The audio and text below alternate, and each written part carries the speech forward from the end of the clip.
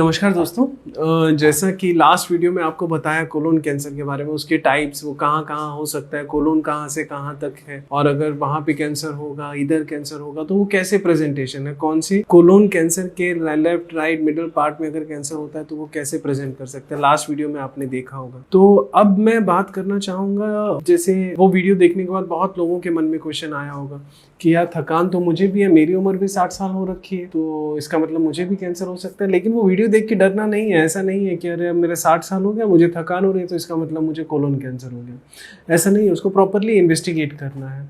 मैंने पिछली वीडियो में भी आपको बताया, जो सबसे पहला इन्वेस्टिगेशन है वो सीबीसी करना है। सीबीसी प्लस अल्ट्रासाउंड, ये दोनों चीज़ें करनी है। इन केस अगर कोई बड़ा लीजन है, गांठ बड़ी है, छाला बड़ा है, तो वो अल्ट्रासाउंड से नजर आ जाएगा और सीबीसी हमें ये पता लग जाएगा कि खून की कमी कितनी है। इन केस अगर लग रहा है तो जो नेक्स्ट हमारा इन्वेस्टिगेशन रहेगा वो एफओबीटी रहेगा, वो स्टूल टेस्ट रहेगा। स्टूल में हमने देखना होगा कोई माइक्रोस्कोपिक ब्लड पिक्चर तो नहीं आ रही है, माइक्रोस्कोपिक उसमें आरबीसीज तो नहीं आ रहे हैं, ऐसा तो नहीं है कि धीरे धीरे लेटरिन के रास्ते में, स्टूल के रास्ते में कुछ खून बाहर चला जा रहा है। और इनकेस पॉजिटिव आ जाता है तो जो सबसे इम्पॉर्टेंट और जो मेन स्टे ट्रीटमेंट का रहता है, जिसके आधार पर हम आगे इलाज तय करते हैं कि इसका क्या इलाज हो सकता है, वो है एक कॉलोनोस्कोपी और दूसरा जो है वो सीटी स्कैन। इन दोनों के कॉम्बिनेशन में आगे हम प्रोसीड करते हैं। कोलोनोस्कोपी बेसिकली मीनिंग होता है दूरबीन के द्वारा लेटरिन के रास्ते से पूरी आंत को देखा जाता है कि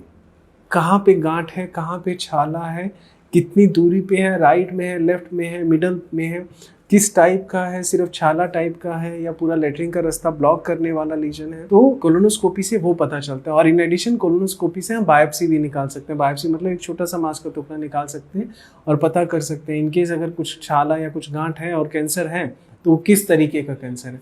तो कोलोनोस्कोपी हमें डायग्नोसिस स्टेब्लिश करने में बहुत इंपॉर्टेंट मदद करता है। उसके बाद में डायग्नोसिस हो गया, हमारे पास बायोप्सी का रिपोर्ट हो गया, अब आगे करना क्या है। अब आगे हमने सबसे पहले ये देखना है कि वो कैंसर कहाँ से कहाँ तक फैला हुआ है, जिसके लिए हमें एक कंट्रास्ट सीटी, मतलब सीईसीटी होल एब्डोमेन जिसे बोलते हैं, एक CT scan properly colon study के लिए करवाना होगा कि वो जो लीजन है वो वहीं तक सीमित है या वो आगे फैल चुका है, उसके मेसेंटरिक लिम्फ नोड्स तक जा चुका है, या सेंट्रल लेवल लिम्फ नोड्स तक, रीजनल लिम्फ नोड्स तक जा चुका है, या लिवर का क्या स्टेटस है, लंग्स का क्या स्टेटस है।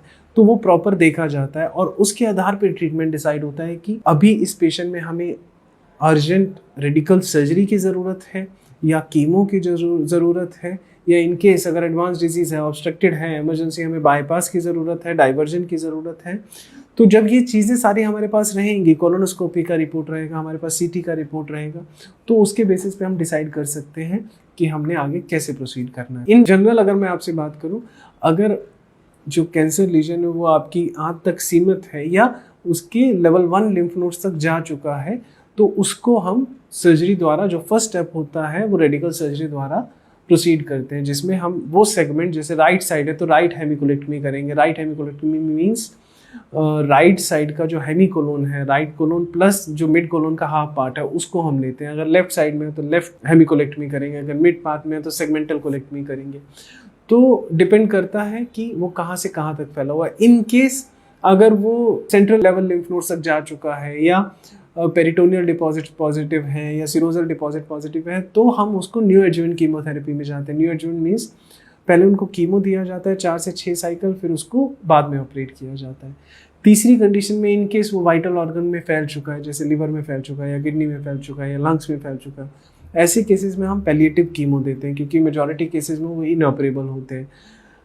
इन केस अगर ओलिगोमेटास्टैटिक डिजीज़ है, अगर ऐसा है कि जो नंबर ऑफ मेटास्टैटिक डिपॉजिट्स है, एक हमारा प्राइमरी कैंसर पड़ा है कोलोन में और 2 डिपॉजिट पड़े हैं लिवर में, तो ऐसे केसेस में हम मेटास्टेसेक्टमी भी कर सकते हैं। उसका कहने का मतलब ये है, जो प्राइमरी कोलोन का लीजन है वो तो हमने निकाला है, और जो लिवर में 2 से 3 लीजन जो है उसको भी हम साइमल्टेनियसली निकाल सकते हैं और उसको फिर एडजुवेंट कीमोथेरेपी में डाल सकते हैं। सब डिपेंड करता है वो इवेल्यूएशन पे किस स्टेज पे आता है। तो उम्मीद करता हूँ कि इस कोलोन कैंसर के रिगार्डिंग, उसको इन्वेस्टिगेट करने के रिगार्डिंग इस वीडियो से आपको मदद मिली होगी। और जो स्पेशली ओल्ड एज पॉपुलेशन है, जो more than 50-60 years age group में है, जिनको कुछ थकान लगती है, तो वो अपना प्रॉपरली इन्वेस्टिगेट करवाएं और अपना ध्यान रखें।